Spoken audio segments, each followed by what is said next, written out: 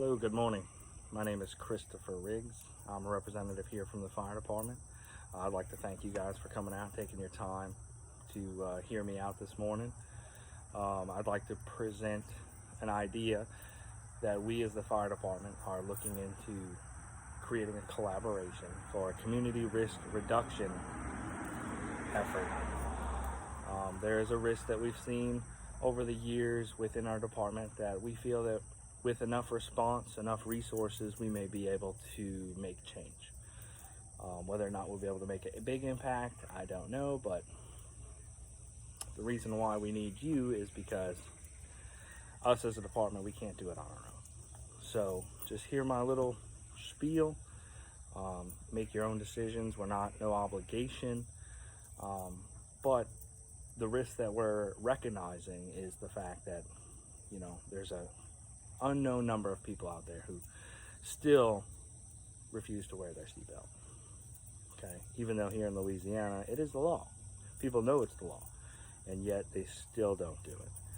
I believe that there's two types of people out there that fall into this category. There's one that we may be able to reach out to, and the other one maybe not so much. But I think the first category of people is just uneducated.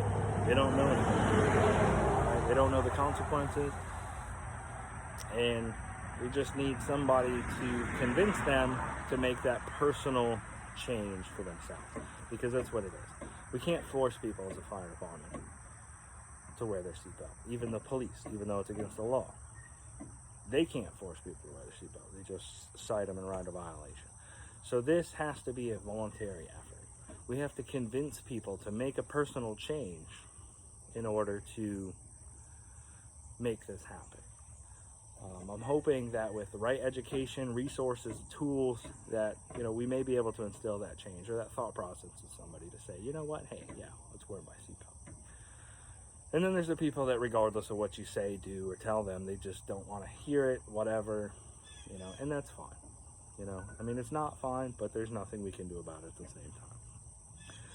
Wearing your seatbelt, super simple, proven over the years to save lives, right? Proven to save lives. Simple, okay? But yet, people still don't want to do it, and that's fine, We as a fire department, unfortunately, have to clean up the mess. But with your effort, we're hoping to be able to launch a campaign, an informational campaign, to get people to do the right thing. So what we're looking to do is get your assistance, because whether it be your time, whether it be money, whether it be physical resources, anything that you can provide that can help our mission to do this would be great. But we're looking to set up a committee. This committee will be in charge of purchasing educational resources, making planning events. We as a fire department, we do all kinds of public events, and it's usually for fire prevention efforts. But this is another tool that we could add into our toolbox to teach those people. Our community, the biggest risk is not so much in our community over everywhere else. The risk is probably about the same, regardless of where you're at in Louisiana. More rural areas, probably a little higher risk. More male population, higher risk. Younger males especially, higher risk. But overall, the risk that we have is the fact that there's an interstate running through our district. There's an unknown demographic that we can't even begin to estimate what passes through on a daily basis, right? So those are the main risks. Well, how do we get to those people? Those people are just passing through. They come from all over the country. How do we get to those people? Well, it's an information campaign. We have to find a way to get information to those people, right?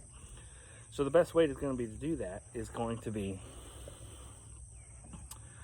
advertising, okay? Which unfortunately, advertising costs money. But taking out billboards, if we can set up billboards all through our district, or if we can collaborate with neighboring districts and we can have billboards all along the interstate, that would be fantastic. But it's going to take money, The next thing, we could take out radio advertisement time. Some people may just need a reminder while they're driving down the road. Oh yeah, wear my seatbelt, no big deal. So that's going to be the biggest way that I think we can do this. Education, information advertising campaign. That's going to be the primary way to do this.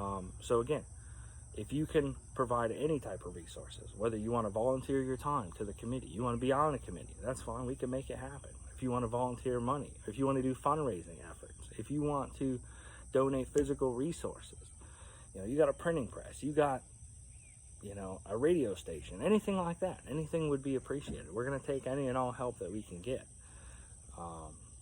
But I think it's a worthwhile effort, because will we necessarily see our results? Maybe, maybe not. But if we save even one life, I think it's worth the effort. So give it your guys' thoughts, make your decisions, and we hope that we see you in the future. Thank you.